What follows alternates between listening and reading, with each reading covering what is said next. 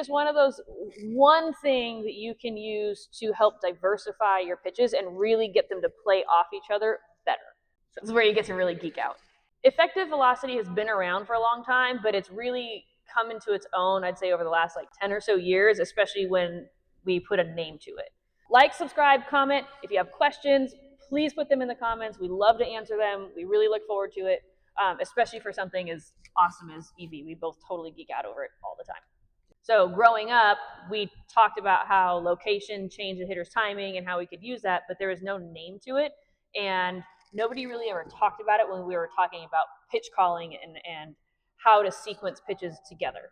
It was there, but it wasn't actually discussed. So when I would go to lessons with Christina, obviously that this was kind of talked about, but like she said, there wasn't really a name to it.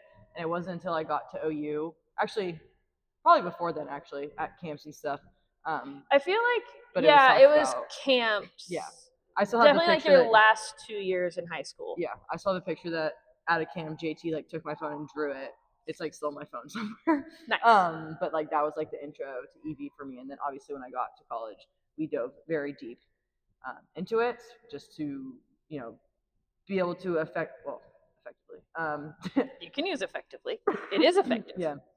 Just be able to, I guess, be smarter when you're throwing to hitters and when it comes to pitch calling. We're not just throwing pitches that maybe we just feel like throwing. There's a purpose behind it. And like we've talked about in other videos, there's an art to pitch calling. So this just kind of is it's like bay leaves, you know, you don't know why it's there, but you know when it's not there, you know, like you just throw it in the pot. I like that. Like EV is like the bay leaves or garlic powder where it's like you need it all the time. One of the two. Anyways. Definitely garlic. Definitely garlic. Salt, like, yeah. Maybe bay leaves wasn't the right example. Anyways. Garlic, salt. Salt was the question of the week. Yeah. Yeah. Like if EV was a seasoning, this is how my brain works. Like, I think we might be hungry. Yeah. Okay, so this is how we typically draw up the EV graph chart image. When we're explaining it to our students. So Nicole's in charge of. She has much better handwriting than me, and she's the artistic one. So she's going to draw it in. So we'll start in the middle. Mm-hmm. Okay, so we start in the middle. And basically, so every pitch we talk about in this is going to be the same speed. So let's say every pitch in this graph or in this chart is 50 miles an hour. So every pitch that we're talking about here is going to be 50 miles an hour. And so what we're going to be talking about with effective velocity is what the speed, how the hitter perceives the speed of the pitch. So, great.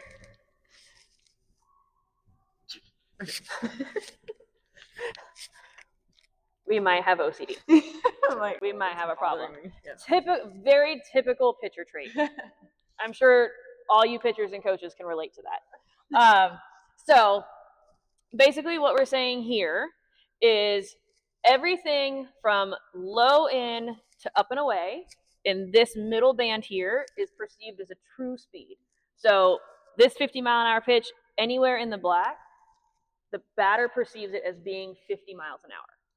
That's for the lefty. And then for the righty, right, standing here, low and in, up and away, they're going to perceive that as 50 miles an hour, the base pitch that we're. Yeah, so we just drew it for both sides so you can kind of see the difference. But it is the same, well, equal and opposite for each hitter. Yep. Okay, which one are we going to next? What gives up and in? Pink. Back. Going high and tight? Yep. All right. Oh, yeah. And then, so now we're going to start with up and in.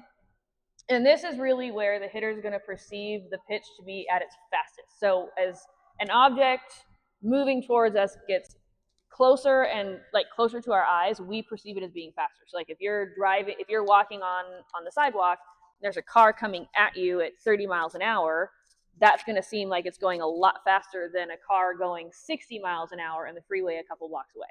So it's that, what's the word? proximity to you makes a huge difference in how we perceive the speed. So now, up and in, that 50-mile-an-hour pitch is perceived as 55. Yep. And that's just for the strike zone, right? So this is just in the strike zone. So if we're throwing, really up and in, like an 0-2 pitch, that's going to be perceived as even faster. Like getting in on the hands. Yeah. Love that pitch. Yeah. Let me lock in. Okay, so Nicole is very into making it look good, which is great, because I would not be. I would just scribble it in. But this is why she's the MVP of the team. Okay. Anyways, moving on.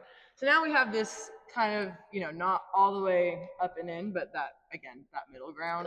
So middle in to up and middle, up and center. It's still going to be perceived as faster, right? So obviously not as fast because again, we talked about the proximity. So it's a little bit further away from the hitter's body. So you lose a couple miles an hour, but not actual real miles an hour, right? So now we're coming in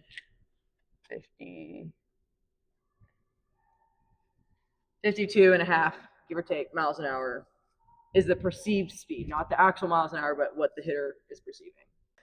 So now we're going to start moving more away from the hitter. So now all of the speeds that are perceived are going to feel slower than the true speed of the pitch. So we go from middle away to low middle. That's going to be perceived as about 2.5 miles an hour slower than the 50-mile-an-hour true speed. Right, so again, you're seeing the trend here. Closer it is to your eyes, faster it is. Further away it gets, the slower it's going to be perceived. And then moving to low and away, now we're going to be at -5, so that low and away corner, low and away part of the zone is going to be perceived as about 45 miles an hour. So this is the trend, right? And that's really what's most important, is this idea of the trend of how close or how far away it is from the eyes. And so you can see, obviously, all of these pitches are still 50 miles an hour. So now, hold on. So the 50-mile-an-hour pitch that you're throwing up and in, you could be perceived as 55.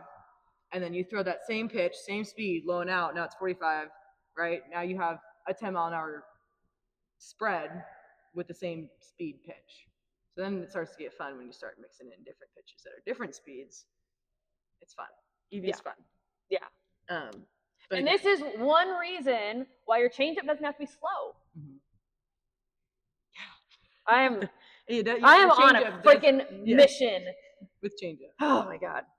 Yeah. Your changeup doesn't need to be 15 miles an hour. So it doesn't even need to be 10 miles an hour. Let's say it's 5-mile-an-hour difference, but if you go up and in heat at 50 and your changeup. Okay. So let's say you go up and in at 50, right? That's perceived at 55. Let's say your changeup, the true speed of your changeup is 45, but if you now go here, back-to-back pitches, to a hitter, that's perceived as 15 miles an hour difference. That's a huge jump. It's only 5.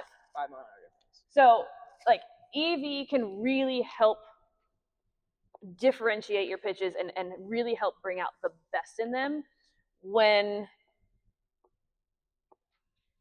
I didn't need to draw that. I just like to write. I'm but to show the spreads. We'll take it. Yeah. If you want to hear us go even more in depth about EV and actually talk about the strategy of it and how to use it off different pitches and set up different situations, be sure to subscribe to our academy on our website. So EV is just one thing that you can use to help diversify your pitches and really get them to play off each other better. And woo!